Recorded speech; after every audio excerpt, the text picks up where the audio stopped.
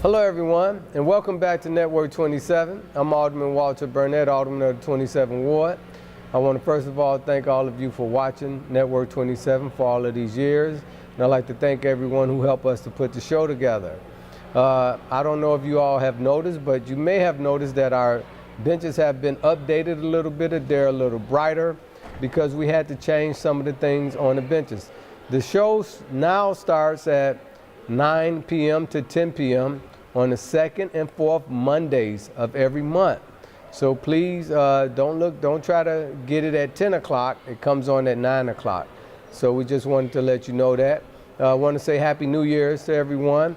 Hope everybody have a nice Valentine's Day. Today, ladies and gentlemen, we are here to show you a very exciting institution that's in our ward that have been redone.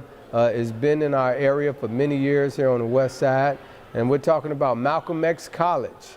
The new Malcolm X College is ready, it's done, it's open, and it's a great place. And today I have a special guest with us today, the president of Malcolm X College, President Sanders. How you doing, President? Good, Alderman. How are you? Fantastic. So you have to be real proud, man, to, I bet you a lot of the other presidents throughout the city are probably envious of you. I'm sure they are. Yeah, I mean, you got you a brand new building. Well, yes, we do. It's taken us 4 years to get here, 5 years in the planning, when the mayor and the chancellor announced that we had plans to build a new Malcolm X College to serve as the healthcare center of excellence for the health sciences programs that we're going to have here at Malcolm X College. We're really, really excited about what has occurred, and certainly I want to thank you for the support that you gave us throughout this process, and really the pushing, although it wasn't necessary, to ensure that we had community interest in the workers, or community participation in the workers in the program, as well as minority participation in the contracts that went out to both minority and female businesses. So we are excited about what was done there, but we're here today to showcase what we have in this fabulous building. So what I understand is that the architect of this building was African American. That's correct. Moody Nolan is the largest African American architectural firm in the country, and we had the privilege to select them to do the design of this building, and I think if you look around, they did a fabulous job. So, one of the main things that a lot of community folks were concerned about, when Malcolm X College was opened up years ago, I think in the 60s or 50s, I'm not sure, but I see you have some dates up here. People in the community advocated for it. A lot of activists, a lot of advocates, civil rights leaders, folks on the west side, south side, all over the city came together to push for this institution to be named after Malcolm X. And so some folks were concerned about the history of Malcolm X being gone with a new building being built. And so you all were very concerned about that too. Why don't you tell me, what did you do to preserve the history of Malcolm X? Well, Alderman, we did two things. First of all, we carried over the namesake of the building, so it remains Malcolm X College School of Health Sciences. The other thing that we did is, if you look in this wing, we carried over the heritage of our namesake, Malcolm X. So what you'll see on here are murals that represent life events that occurred in his life. And it really captures the moment and the essence of what was occurring during that day. And I think it's a wonderful, wonderful tribute to the namesake of our college. And on the left-hand side, we also carried over the history of Malcolm X. As you may know, we started off as Crane College, and then we moved, and in 1969 is when the building across the street was built, and the name, and I believe in 1971, is when we turned into Malcolm X College. So you said that this is Malcolm X Health and Science College. So how long has it been a health and science college? Well, we've always had healthcare programs, but again, Chancellor Hyman and Mayor Emanuel started College to Careers so that we could focus on the opportunities, job opportunities that would be available to all of the citizens of Chicago. In healthcare, there are 84,000 jobs available in the next decade. So because we have great proximity to the Illinois Medical District, it just made sense for us to be the health sciences center of excellence, and it's working well for us. Now, from what I understand, U of I or U of C, and also Rush Hospital, which has a school also, both work with you to build up your curriculum and put in all of the apparatuses that's going to coincide with if someone wanted to go to that next level. That's correct, Alderman. We worked very diligently to ensure that we not only had employer participation, but we had experts who helped us to design not only the building, but the curriculum that we use in order to deliver instruction of our programs. We also had them design the equipment that should be used. So everything that you're going to see today is with input from our employer partners, from our faculty, our staff, our students, and we also brought in experts with medical planners to help us to ensure that we have a state-of-the-art facility. So you're on top of all of the new things that are in the medical field now, like coding and all of those things that goes on in the medical field, which I don't know much about, but you're on top of everything that they use, from the folks being the receptionists in the hospital to being the nurses, working on the x-ray machines, all of those kind of things. You all are teaching folks that. So it's like customized training, so to speak. Yes, sir. We have 19 health science programs, 16 of which are accredited right now. Our premier programs are nursing, pharmacy tech, radiography, our respiratory care program.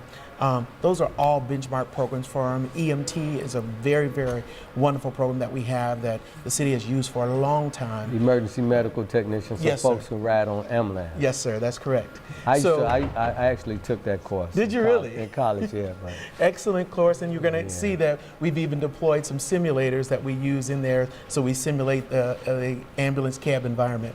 But we really worked hard to ensure that all of the programs that we offer to the community are relevant and that they lead to a career or allow you to transfer into a four-year institution. So actually, folks can come to Malcolm X. They can take these courses, get a certificate or a degree, either go to U of I or Rush or somewhere else, for which Rush and U of I already have a pipeline to be able to go to their school, and possibly some scholarships in order for folks to go to their school. But they can also possibly leave right from Malcolm X and get a job. That's correct. Okay. One of the significant benefits of College to Careers is it allows you the opportunity to turn your education into a job opportunity right away. So I can come into a basic certificate program, stay in that program for 8 weeks, go and test, get a credential, and then go and parlay that into a job.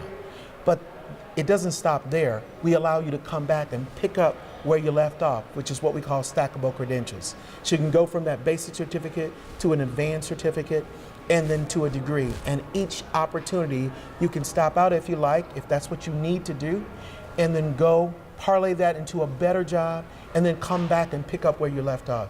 So that's a great benefit for our constituents. So I'm thinking about when we were younger, when folks said that they were going to medical school, first thing you would think, yeah, they're going to be in school for like 8 years, you know, and they have to have a lot of money because it's going to cost a lot of money. Do it cost a lot of money to come to Malcolm X? Well, it does not. You know, you've seen our advertising. We're about a quarter of the cost that it would take to go to a four-year institution. So you're getting, there's a value proposition there. Since the chancellor has been here, we've also added quality to that value proposition and relevance. Programs are relevant, they're quality programs. As I said before, 16 out of our 19 programs are accredited. So when you come here, you're going to get a quality education at an affordable price, and that's going to lead you to an opportunity in the career of your choice. That's a great proposition for it. Sounds like a good deal to me, man. You make me want to go back to school, man. Yes, sir. Hey, but you know what? I'm gonna tell you something. The funny thing is that when this building was being built, the main thing everyone was worried about, what are they gonna do with the car? What's gonna happen to Malcolm X's car? So what happened to that car? Well, as you know, Betty Shabazz, the widow of Malcolm X, donated that car to us. Again, we were determined to ensure that we maintain that legacy, that heritage. So if you will look to your right, the car is sitting on top of the egg, what we call the egg, and it is at the end of the history wing. It's the culmination of the history wing, and it really represents, we think, the history and heritage of Malcolm X College. So, you know, it's interesting. It seemed as though the legacy and the history of Malcolm X in this college has been enhanced. I don't think it was this much history in the old Malcolm X. Well, I don't know about that. I mean, I didn't see as many pictures and, you know, all of the writings on the wall to talk about every year of his life and his career.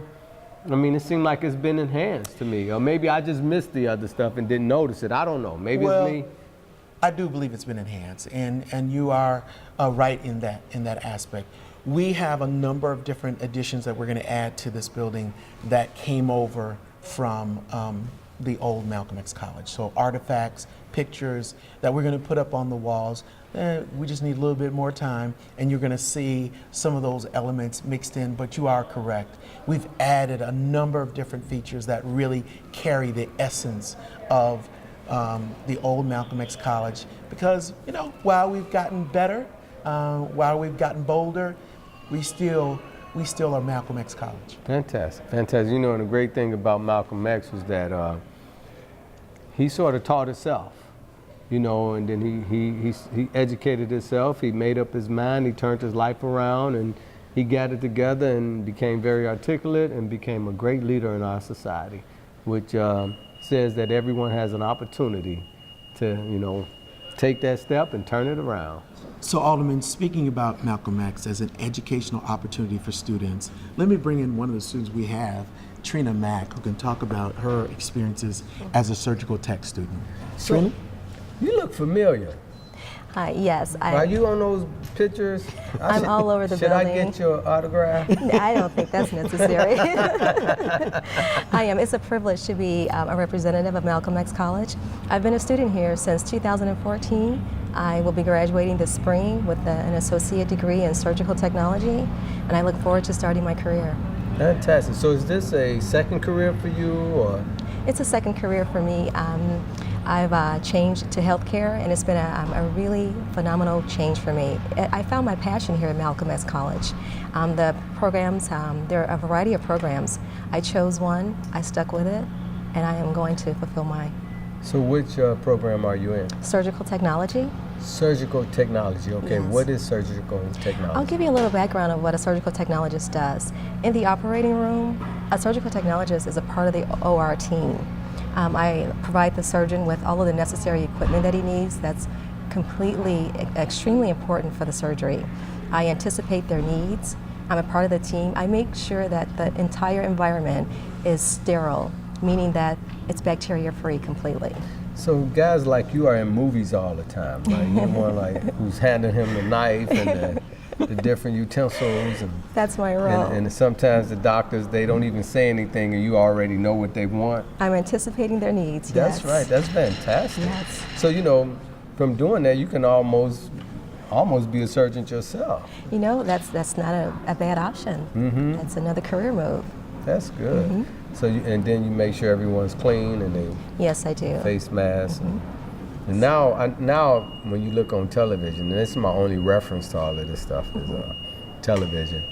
It seems like they have these monitors up top, and you can see things. Sure. You can see enlarged yes. areas. You can see when a laparotomy is being demonstrated. So what is a laparotomy? A laparotomy is when the patient is being opened in the abdominal area, mm-hmm. and large instruments and either Scopes are being put inside, and those telemonitors that you see in the operating rooms, the doctor's actually watching the monitors as they're performing the surgery with scopes inside of the patient's body. And so I make sure that that equipment is up and running and everything's running smoothly. So you have to learn about all of that equipment, Yes. make sure it's running, learn Yes. about it, it's running. I'm the Learn first how person. to learn how to use it. Yes. So it's a lot of technology involved. So it's not just holding the knives and No, it isn't. It's a so lot much more involved. Oh Yes. my God. I'm the first person in the room, so I make sure that everything is prepared. And if something isn't prepared, I'm the first person to let someone know. So if you don't do your job, the doctor can't do his job, and the person can possibly, you know, Yeah, the patient the suffers. patient suffers. Yes. That's why it's Wow, important so to be you're a part very of the team. important there.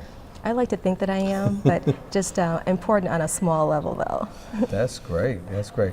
So tell me this. So now, what would your title be again? A surgical technologist, So what do they get paid about in the? the starting pay can be, if you're not certified, you can start anywhere between the low 20s in dollars. And if you're certified, which is what Malcolm X College is planning to allow the students to get certified here at school while we're still in school, we'll get certified and we'll come out of school making $30 plus or more an hour. So what does that add up to a year? That can add up to close to 45 to 50,000 a year, which is Okay. excellent. And then with more experience, it can go up. Yes. Okay. Fantastic. So 50 to 60 something thousand a year for 2 years of college. That's not bad. That's amazing. Yeah, that's pretty good. Yes. And it probably didn't even cost you that much to go to the school. No, I didn't. Oh my God, that's a deal. And that's Oh, man. representative of a number of our programs. Is that right? Most of our programs are 2-year programs, slightly more. And remember that city colleges, we have a flat rate billing system, so or tuition system. So whether you take 12 hours, 15 hours, you pay the same amount. So it gives students that incentive to go faster in their program. Certainly wanted them to go at the pace that will allow them to matriculate and be successful, but that is up to them. The options, we've removed the barriers that would limit them and limit their progress. And at the end of that term, we have a number of different programs where once you graduate, you take your licensure examination, you'll make $50,000, $60,000 right out the door. That's fantastic. That's a good deal. So, you know, I have a son in college right now, and it's almost $250,000 for him to go to school. And you know, Understand? praying that he makes some money back. You know what I'm saying? I mean, it's very expensive. I think about some of the folks who do graduate from college and spend all that money and have all that debt. Sometimes they have a hard time finding a job. Yes. So there's a big demand in this field, in the nursing field and in the medical technology field. So it's almost easy and automatic to be able to get employment afterwards. Yes. That's fantastic. Oh man, wow, this is great. So you know, the other thing is I appreciate the fact that the mayor and Chancellor Hyman has put in place where public school students and also CHA residents, if they have passing grades at a certain level, that they can go to Malcolm X or any of the city colleges for free. Right. So Alderman, that's our Chicago Star Scholarship Program.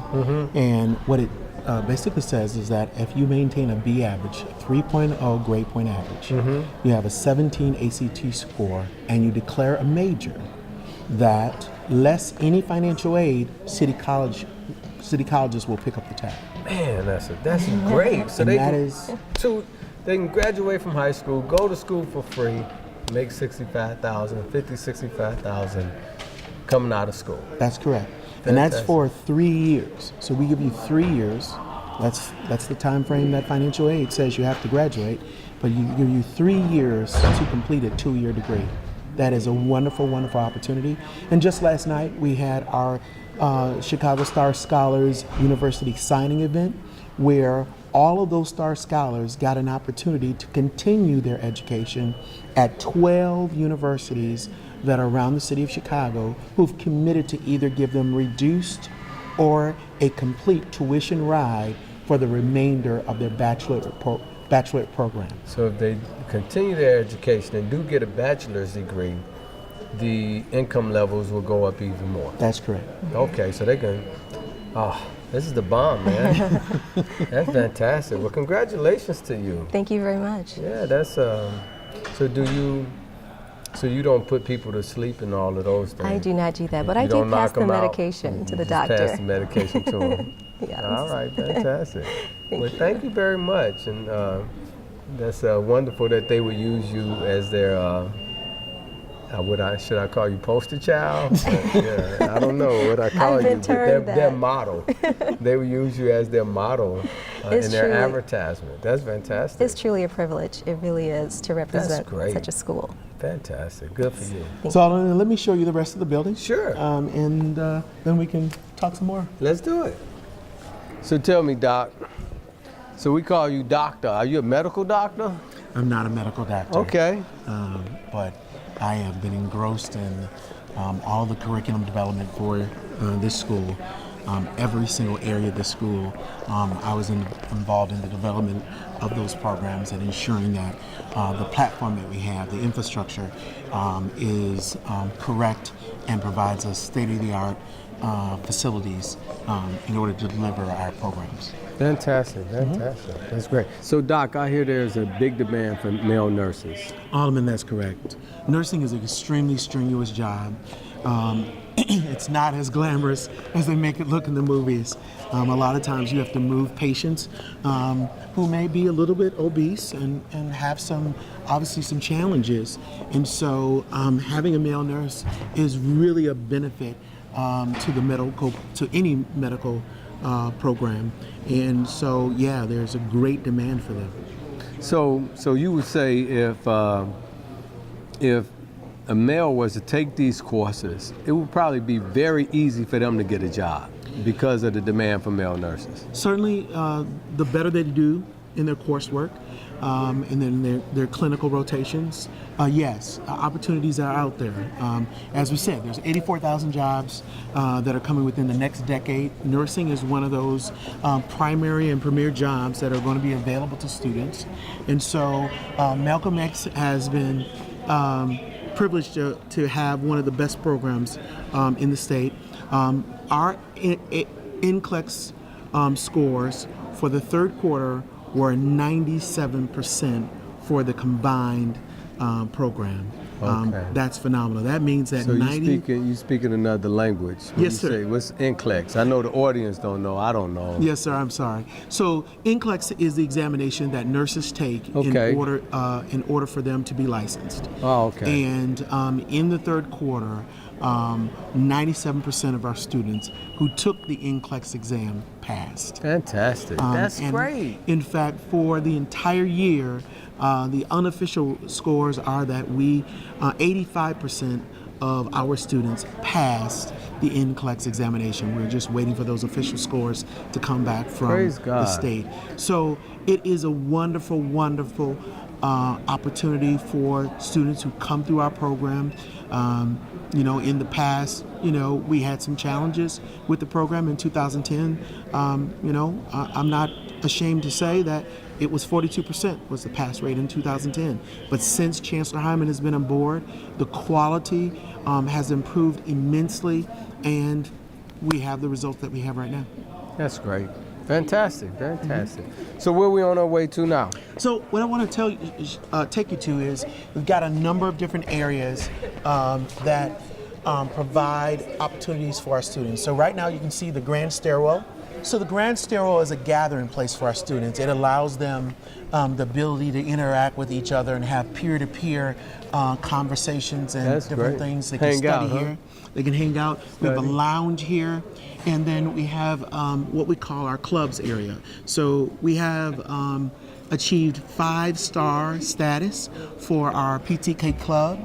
That is a wonderful, wonderful designation. It means that we're providing the resources that's necessary for our students to be successful and that they're achieving that. So you're giving them some leisure areas or some downtime areas at the same time that they're studying. So That's correct. So you're having some of the same spaces that you may have at a larger learning institution. That's correct, Alderman. Fantastic. We've even, some of our students have acknowledged that some of the features that are in this building are what you would see in a four-year university. So you try to keep the students in school so they don't have to go out and spend their money here, and you just make it holistic for them. Well, you're absolutely correct. We want to address the whole student life experience here at Malcolm X College. So not only do we have the grand stairwell, but we have the cafe. So the Malcolm X Cafe that remains open every day, Monday through Friday, Wow. to provide full food for our students. Stop and go. You can stop here, pick up your sandwich, and go. It really has been a big hit for our students. And as we move here to the right, you'll see our full service dining area, which includes our cafeteria. So one of the things that was important to us was to address all of the needs of our students. So in the dining area, you're going to see we have 4 different modalities of seating. We have bench seating or bar seating here. We have booth seating. We have table seating, and then we have modular seating. And that was really intentional to ensure that we covered every single need that our students would have. Some students want to be by themselves and they want to plug in. So we have plugs at all of the areas so that they can plug in their devices, their mobile devices. Some students want to interact with others, so we got the booths and the tables and the modular seating there for them. So is this going to be an outside patio? That's correct. Yeah, you can see they're finishing up the last remnants of that, putting in some of the paver brick, but then we wanted to capture that as well so students could go outside, and at the end of that outdoor cafe area is a water wall. A water wall? A water wall, yeah. Okay. And some people say, well, why would you do that? Students need a surreal environment, a place where they can really just unwind and relax, get their mind back together, and then come back in and hit the books again. So, you know, just like us, students are just like adults, you know, they need that time to, you know, break away for a moment. Then, you know, once they've gotten recharged, they can come right back in. And so we embedded that within the design of this new building. So tell me, so I noticed that you got different entrances here. How many entrances do you have to this facility? Well, we have 4 main entrances into the building. So how many was in the other one? You kind of limited to 2, right? Well, it was basically 2 main entrances in the building, right? The 4 main entrances were, again, intentional. So we have the main lobby that we just passed through that has the 30-foot media center. Again, intentional. We wanted them to have a place they come into. They're getting information. The information booth is to your left, your director is to the left, but you can really see and capture the boldness and the greatness of this facility. Fantastic. So Doc, we've been doing a lot of talking. We really need to get to the meat Yes, sir. of this. I don't know how much time we have left, but we need to see those fantastic classrooms, Well, let's Doc. go this way. All right. All right, Doc, so now we're on the 8th floor, and as I look down outside, I see this big garage. So one of the things that was always great about Malcolm X College is that you had this big parking lot on the ground. Do you still have the same amount of parking? We've actually expanded the parking. Is that right? Yes, sir. So the previous parking lot really accommodated about 900 cars. The parking lot we have right now accommodates 1,230 cars. 1,230 cars. 1,230 cars, and it also is expandable to 2,000. Wow. So we've built in the ability to address our needs right now, but also if our population explodes as we expect, we can address it in the future. And then you also have a lot of great public transportation in the area. You're right down the street from Damon. That's and, correct. The Damon L-Stop Blue Line. And then you had a Damon bus, That's you had a correct. Jackson's bus, you have a lot of good public transportation. So does it cost for students to park here? No cost whatsoever. Is that right? That's right. Whether you're a part-time student, a full-time student, there is absolutely no cost whatsoever. Wow, so you know that can be equivalent to tuition itself. You know, In paying the city for of parking. Chicago. I'm telling you, man. Yes, sir. Downtown is almost like $40. Yes, you know, sir. to park for a couple hours. Yes, That's sir. fantastic. It is. Good deal. It is. Well, thank you very much for You're that. That's welcome. good thinking, Doc. Good You're thinking. welcome. So this is like the surgery room, huh? Yes, sir. This is the operating room. Operating room. Simulated operating environment. As you'll see, one of the things you'll notice, we have low and high fidelity mannequins. This happens to be one of our high fidelity mannequins.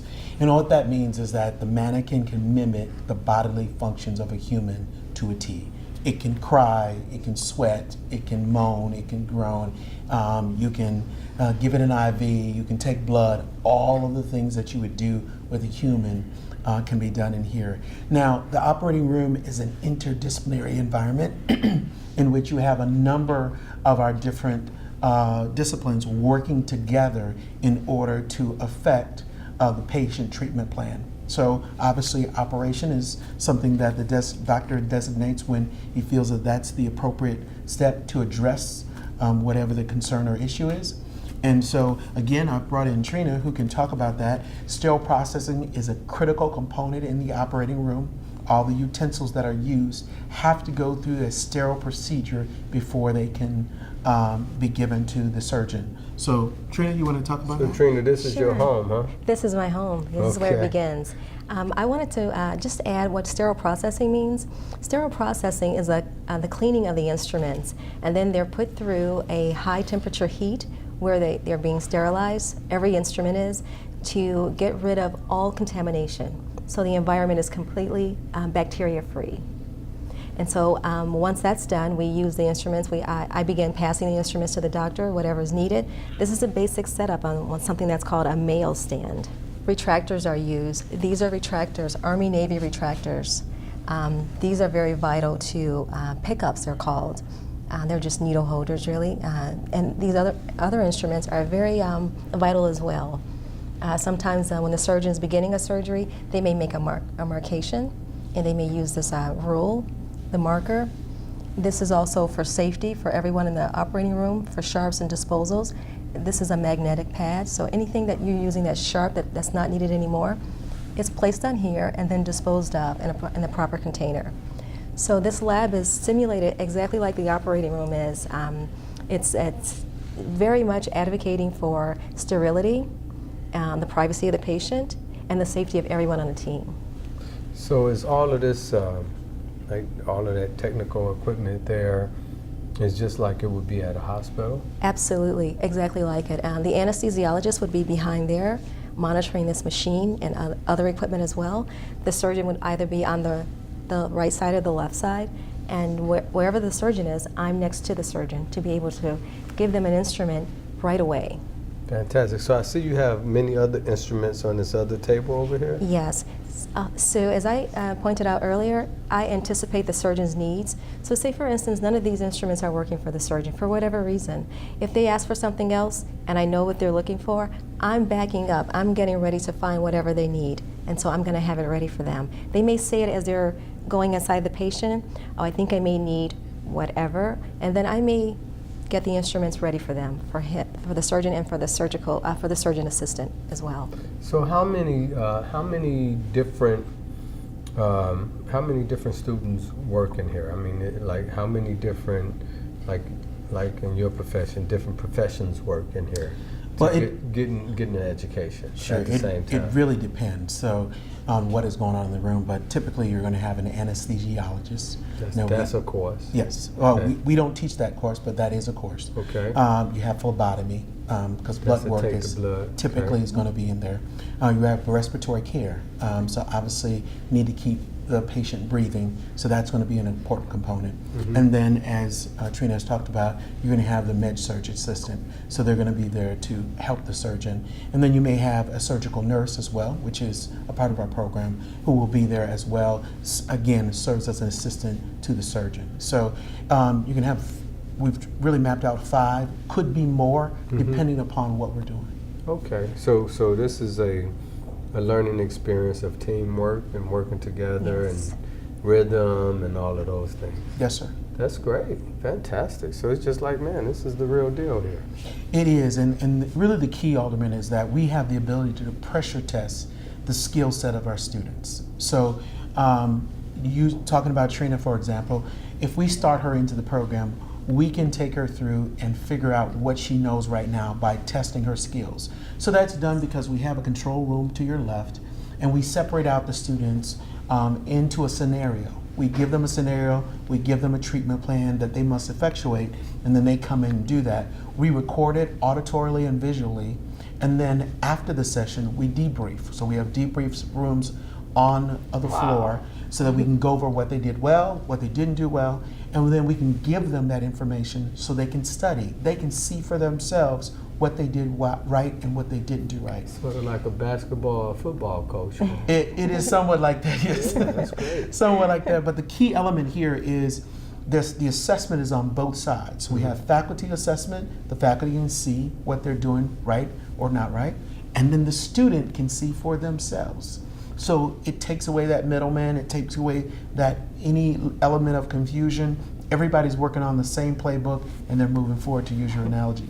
Fantastic. So that means that the other students that's in the other persuasions is able to understand what everybody else is supposed to be doing. That's correct. Whether they're doing it right or wrong, so they know if they have a good person on their team or not. That's correct. Right, that's good. Fantastic.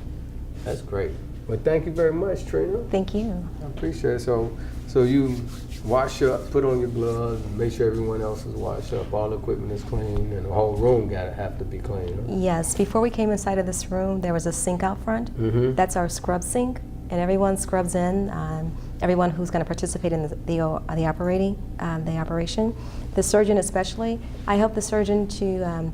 I put on their gown and their gloves. It's everything is a process and everything is a step, and everything is very, very important. Everything is done systematically. So I make sure that everyone's sterile, basically. I maintain this field as being sterile always. That's great. Fantastic. Well, thank you very much. You're welcome. So, Doc, where are we now? So, Alderman, we are at our ambulance cab simulator, and I have my great program director Susan Santa-Cantarina, who can tell you about the EMT program that we operate through the simulator. Fantastic. Susan? How you doing, Susan? Good to see you again. Good seeing you. So we have we have a program for EMTs and we have a program for paramedic. The only paramedic program in the city. And Is that right? The only one in the city? yeah, we're the city's program. Oh my God, Yeah, go we're- ahead. Wow, yeah, that's great. Yeah, we're the city's program. We're connected with Chicago Fire. Our students are embedded on Chicago Fire ambulances during the summer. Do y'all get in the movie too? Do y'all get into I'm sure the kids try. So what we do here, we outfitted the simulator so that it looks exactly like Chicago Fire Department ambulance. And we have all of the tools necessary to answer any kind of call, so whether it be trauma, cardiac, medical emergencies. So our students come up not only for training, but also for testing. So in a situation where they need to learn the cardiac monitor, they learn how to defibrillate, use the paddles, and we can simulate that right here. And that's what we're doing today.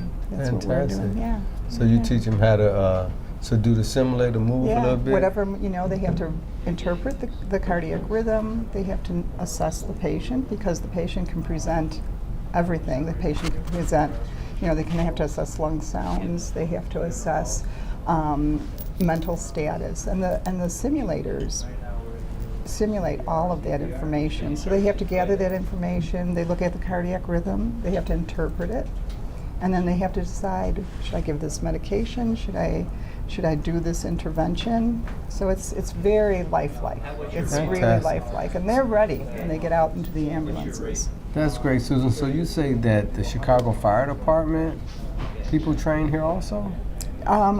Our students are welcomed, and we have people on the Chicago Fire Department who are paramedics on the department. They act as preceptors for our students. So they take them from this classroom into the actual back of a real ambulance, and they go on runs. So our students are embedded with So but you're the only training center, you said, for... We're the only ones in Chicago that train paramedics, yes. Fantastic. Yeah, it's Oh great. my It's a very good God. program. And we do a lot of work in terms of the people who are out there for not only regular generic classes, but continuing education. So once they finish and they're paramedics or they're EMTs and they're out there, then we can continue to have them continue their learning, way beyond the halls of the school. Fantastic. So we bring them, we want to bring them back. So it's So good. Susan, it has to feel very good to train people to save other people's lives. Yeah, we have a lot of students out there, and we have a really good reputation. We have a lot of students who have come through these halls who are out there answering 911 calls all the time. So it's Fantastic. good. It's good. We have a tremendous pass rate. Yeah. Tremendous pass rate, Alderman. And Susan's been here for a number of years and doing a fantastic job. So how long is this course? The paramedic program is 1 full year. 1 year. Full time, 3 consecutive semesters. So it's not even 2 years, it's 1 year. This is a 1 year program. Yeah, this is Fantastic. 1 year program. You get an advanced certificate. Now you do have to be an EMT already. Okay. So the EMT part is we have, that's a 1 semester course. Yeah. We have. So we EMT is train, one we train semester. about 200 EMTs a year. So here it's, at Malcolm. it's 1 year, 1 semester. Mhm. That's not, I mean, and then you can, on average, what do a paramedic make? It's a pretty wide berth. If you start out on the private ambulances, you're certainly not going to make as much as if you're starting out with a municipality. The municipalities make a lot more than the private providers, but there's also a career ladder in the private providers. In the private sector generally, there's still some opportunities. So it's hard to say starting. You might start out at about 30. Just starting. But if you're in a municipality and you're working your way up, 60, 70. Paramedic chiefs make 6 figures. 6 figures. Yeah, paramedic chiefs do out of municipalities. So, it's a Good career. and there's a lot of other areas too. Not only 911 response that are starting to utilize paramedics. Fantastic. Well, again, Susan, thank you very much. Okay, good to see you Appreciate again. it. Good seeing you. I'm glad you all don't have the sirens on, though, but this is fantastic. Yeah. All right, thank you. Thank you. Thanks, Susan. So we're in another operating room. Is this operating room also? This is actually the ER triage room. Okay. And what you have in front of you is one of our highest fidelity mannequins. This mannequin, again, has the ability to do everything that a human being can do. It can sweat, it can breathe, it can cry, it can Is speak. that him breathing right now? That's him breathing right now. Oh So my you can see God. my hand going up and down. And it actually can, you can mimic every bodily function of a human being. You can do a head-to-toe assessment on me. My pupils dilate. I can cry with real tears, but don't make me. If I'm hurt, I will bleed. If you look I up have here, real vital signs. the pupils are Heart dilated. sounds, lung sounds, bowel sounds, and Take the light away. pulses. And it goes Go up. ahead and take a couple His eye minutes widens to back up. auscultate for all my different sounds. When you're ready to move on, go ahead and feel my left brachial pulse. I'm actually going to walk through the brachial pulse. It's right here, which is the real what you find the real one in a human being. And if I get it right, it triggers to the next level. So you're going to watch him, pay attention very closely. So he's a training. I can't even call him a dummy, right? He's a Oh, training. no. A He's training simulator, smarter. right? A Because dummy he's is smarter just than me. it's He's standing smarter up. than me, man. Yeah. This guy. I didn't even know Okay. what he was telling you to touch. Yeah, we can actually hear everything. There you go. Okay. So when he's you having get the a right seizure? side, it triggers to the next level. That's the program we wrote. Uh-oh. Yeah. I think I'm having a seizure. Right. That's what I Someone thought. please make that monitor quiet. So do we, Please do silence the alarm you on put the a monitor. spoon in his mouth when he have a seizure? No, we don't do that. That is wrong practice. It used to be the old thing, but That's the obviously old thing, best right? practice we don't put spoon because it can actually occlude the airway in that process and make it worse. Okay. So what we just do is to make sure the airway is open, and then to prevent aspiration, we turn the head to the side so the saliva can drool out. And then just watch for injury by protecting the head. Okay. But again, this gives us the ability to test the student's ability under a variety of different scenarios. So we can create, again, another scenario, take the students through that scenario. They can either do diagnosis or treatment, and figure out what are the steps that they should have taken in order to ensure the health of the patient. They can take blood, Everything. take the blood pressure, That's correct. It takes medications. test medication. It takes They'll medication, take yeah. That's the IV medications. line. They Because you got an IV they can drip, put it and medication. you can Takes it. pop it right through the IV. Wow. Yep. And when you can program it to know the medication it should be receiving, and if it receives the wrong medication, it'll tell you. Wow. Yeah, absolutely. And so they also can learn how to read the monitors. Oh, also. absolutely, yes. Yeah. That's great. And they can do this and they can do it over and over again until Over and they over get it again. right. That's correct. Yeah, absolutely. That's pretty Yeah. good. Don't have to bother the teacher, right? Well, that's the benefit. You've really touched on a very important element of this program, is that once we have tested the skill set of the student, now if they are not up to the level they should be at, we can create an academic support plan for them to ensure that they get to there. So we can assign a tutor to them. We can give them special assistance through technology that is going to help them to get or gain the skill level that they need. We can set up special practice sessions with them. A number of different things that we can do to ensure the student is able to matriculate and pass through their course. So what's his name? His name is Seaman. Seaman 3G. C-Man 3G. 3G? Yes, sir. C-Man 3G. He got some nice teeth, man. No cavities in there. All right. Well, thank you very much. This is fantastic. Thank you, sir. It's great. Yeah. So, Doc, we standing in the gym. Malcolm X have a basketball team? We have a great basketball team. In fact, a few years ago, we actually won regionals and went to the national tournament. So we want to get back to our glory days. Are you kidding me? Yeah, Fantastic. that's true. We want to get back to our glory days, and we have a basketball team now. We have both men's and women's. We have men's and women's soccer and men's and women's volleyball. Wow. And you have a large gym here. This is very That's large. correct. How many people can be seated here? We can accommodate up to 1,000 people in this Is gym. that right? That's correct. So I remember the other gym used to be in the basement. That's correct. So you came out of the basement. we came out of the basement. That's fantastic. So I also heard that you all do physical therapy. You teach physical therapy. So with that, you have a swimming pool to teach that? That's correct, sir. We have both a lap pool, goes to 7 feet. We have hydrotherapy pools. We have a hot hydrotherapy pool. We have a cold hydrotherapy pool. We have lifts that are accompanied with it, so we can bring patients into those environments. And we also have a fitness center. Fantastic. So being right next to the Blackhawks and the Bulls, they can come in here and get taken care of. That's then, huh? correct. They can come here just as well as their great facility.